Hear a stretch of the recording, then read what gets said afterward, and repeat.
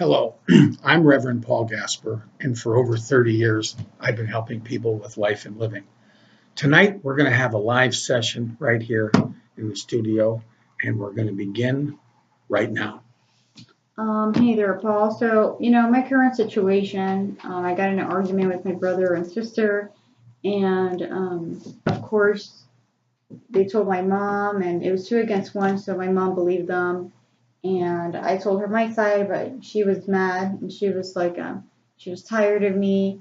And I know you told me last night for me to give her a hug, because I've been holding on to resentment and unforgiveness for about a month, which is not a good feeling.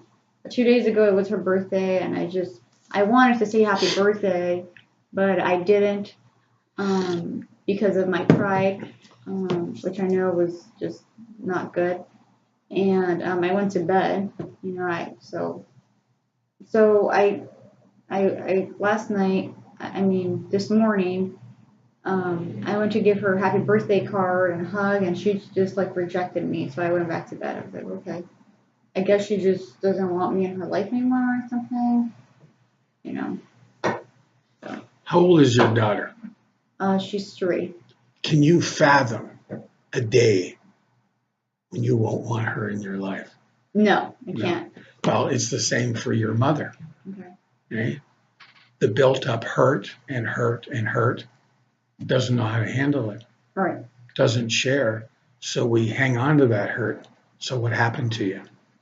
You went to your mother to hug her, tell her you loved her, wish her happy birthday, but her pain was in control. All right.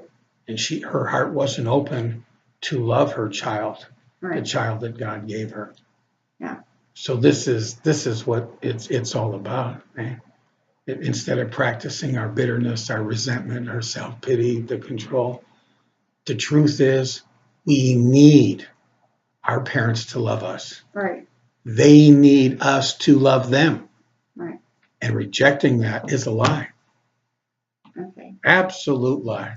All right. And for those people who say they love God but reject their children. Yeah, my father doesn't talk to me, so, really the only person that talks to me when there isn't a problem or whatever is my mom. So,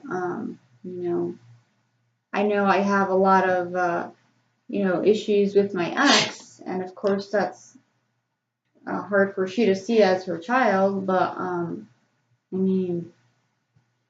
I'm trying to find a solution to be better in the future because I didn't know how to do things before. So why do you think that your parents are separated? Why do you feel that your mother can't accept love or give love at this time? What do you think causes that? Well, I do know that when she was in a relationship with my father, there was a lot of troubles. Um, they went through like 4 separations or something. Every single time it was an issue. There was never peace. When there was, I think I only remember one time when they were happy out of like 365 days ever, really. So, he was an alcoholic. My mom's father was an alcoholic, died when she was a child. Her mom came to the U.S. to work. Mm-hmm. So, I know she's had a troubled life. So what happens is if we believed in God, we'd be able to share our troubles. Right.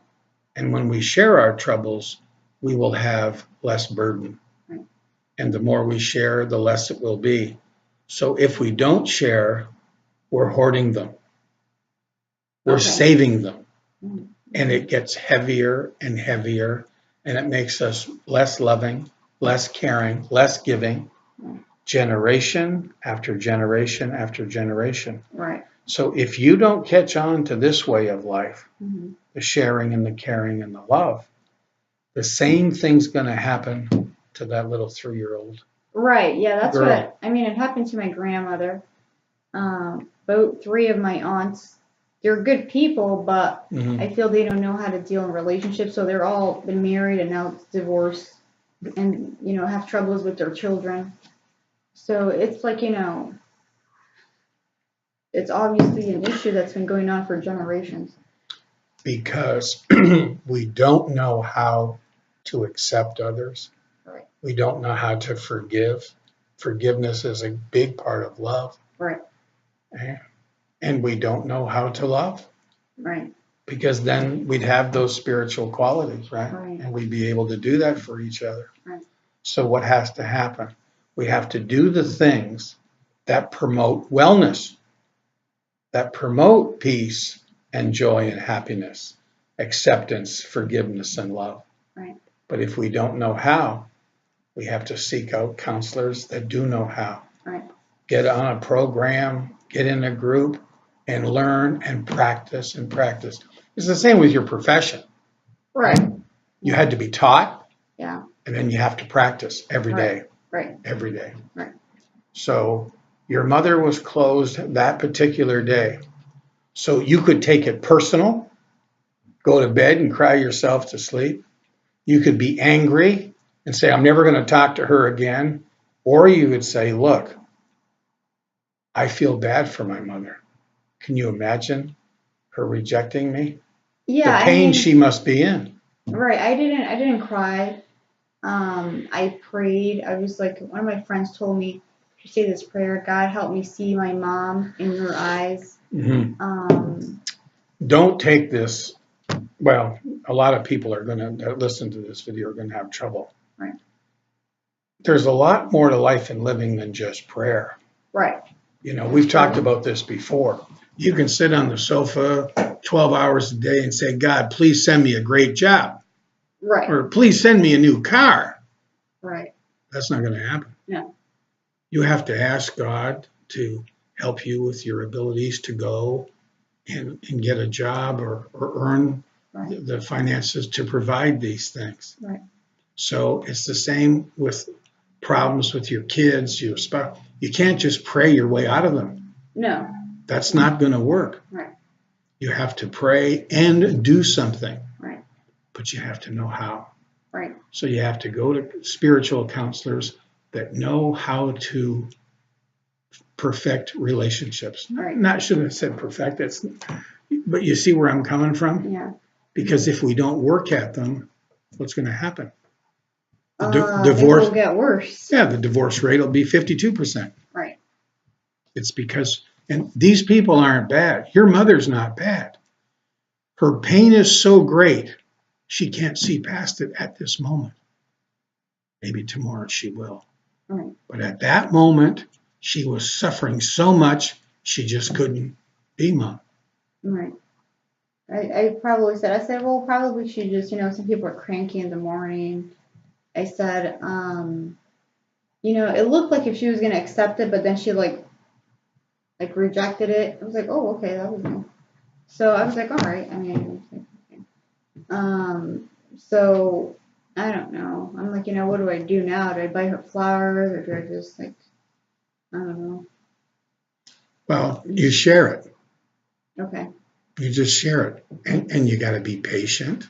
Love is patient. Love is kind. Right. Right? Yeah. In Corinthians, it talks about what love is. Right. So if we took a different tact and we went at her, we would just be hurting her more. Right. And sending her deeper into herself and her self-pity. Right. But we need to draw her out so that she can be the person God meant her to be. Right. Yeah, I mean, I feel like she, especially a lot of my family, they say she doesn't share. She keeps things to herself, which is a big issue. And, like one day she had a cancer. She went to the doctor, got the procedure, and then she tells us, oh, yeah, I'm in the hospital because I had cancer. And, we were like, why didn't you tell us? And nobody knew. And even my family, her brothers and sisters were like, why don't you say these things, Because then we could have been there for you in the operation. And so I don't know, she's kind of weird. Or she just doesn't like to share, at least. Well, she's afraid. Oh, okay. Why do people not do what's good for them? They don't know how. They're afraid. Insecurity, fear. Yeah. Those types of things. And the more that we don't take care of them, the worse that they get. Right. Yeah. I mean, I know she was with my father for a long time. So sometimes I see like those sarcasms Mhm. You know, just, you know, like what, you know, the rejection. Sometimes she's kind of a little bit negative. If I say something positive, I'm like, yeah, I'm going to do this. She's like, yeah, right. So, Well, what can we do for other people? Try to be there for them. right. But we can't get caught up in that, No, or it'll take our peace away. right, And we can't allow anyone to take our peace away, right, because then we're lost. right, We have to keep practicing and practicing right. and get stronger and stronger. So this happens every day. And a lot of people say, well, it happens in every family. Well, that's just an excuse. Because what do you do with that? You don't want to become that way. No. So you have to fight it. And it's Oh, hard. okay. It's Right, very hard. right, So we have to go to our meetings, our groups, and share, right. because it hurts. Yeah, You know, I was there myself for many, many years. I would have loved to have gotten close to my mother, but it wasn't meant to be. right. Yeah. So, you know, I'm like, you know, I got in an argument with my brothers and sisters, but I know I was part of it, but they were also really rude too, you know. So I'm like, it's kind of all of our fault. It's not only one. It's not only me. It's not fault. It's like if you had cancer, is that your fault? You know. Oh, you got a disease. And Right. selfishness is a disease. It's Yeah. the human, because we're all selfish. Right. But on a scale of 1 to 10, what degree? My family's no different. Right. My sisters, my brothers don't talk to me. They don't see value in me. They you know, I did some terrible things in their minds. Right. Maybe I did. And 30, 40, 50 years ago, and they hang on to that, and that's their excuse for not talking to me. Right. Yeah. But they probably have no idea that for 35 years, all I do is help people Right. 7 days a week. Yeah. So, you know, I'm just like, you know, I don't know what else I can do. I guess I just Well, that's what we said. have to be kind. You have to go to meetings, and you have to share, Right. so you don't allow this to take your peace away. Right. Yeah. I don't want that. You know, I certainly didn't like the feeling of resentment, and I felt like that was just like a mediocre personality. And you know, it's just not what I like. I don't like to hold on to resentment, and be mean to people. So I was like, you know, it's just dumb. I know she doesn't talk to me, but Well, she's hurting. oh, She's not a bad person. right, She's a hurting person. right, Doesn't know how to deal with the hurt. okay, right. No, she doesn't So if we're filled with hurt, what do we give? hurt. We give what we got. We got hurt. We hurt others. Right. Now, there's always somebody. You had a grandmother, an uncle, a friend, someone who was mostly open. And you could go to that person because they weren't caught up with life and living that way. Right, And you could share with them, and they forgave you, accepted you, were there for you.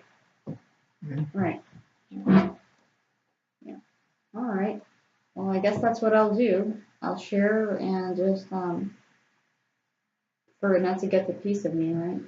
Well, you know, when things happen, we have all this technology today. Everybody's got a cell phone, or they're close to a phone.